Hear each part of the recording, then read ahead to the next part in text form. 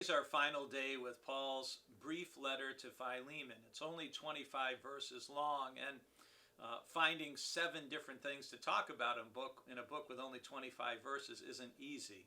And today we're going back to verse 14, which is, in a sense, at the heart and in the middle of the letter, where Paul says, "But I prefer to do nothing without your consent, in order that your good deed might be voluntary and not something forced." How do you feel when someone tells you you have to do something or you must do something? It seems to me there's almost something primal in human beings that doesn't like being told what to do. And in fact, many people and even some political parties like to say, you can't tell me what to do, but I can tell you what to do. That's in a nutshell a lot of politics. And it doesn't tend to go well because human beings, by and large, don't like being told they have to, they must do something.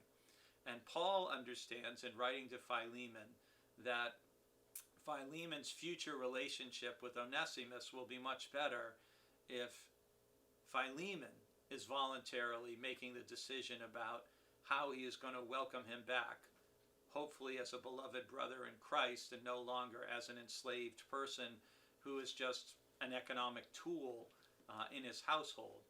And in your own life and in your relationships, you can think about, how does it go in a marriage? How does it go in parenting if you just try to exercise authority or compelling or forcing someone to do something rather than using your powers of persuasion and influence to hopefully get somebody to see, hey, what is really the best decision or the best choice in this particular situation that you're facing or we're facing? So, how does Paul do at getting Philemon to make this decision?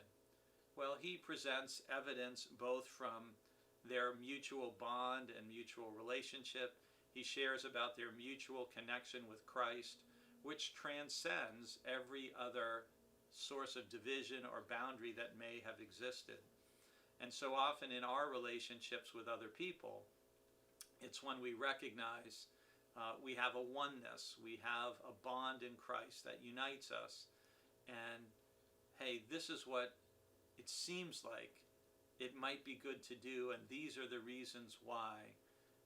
But I really encourage you in your relationships and your decision making, you're far better off to try to use persuasion and influence rather than force or compulsion, because force and compulsion rarely lead to good things in relationships, and they rarely lead to good decisions between people as well.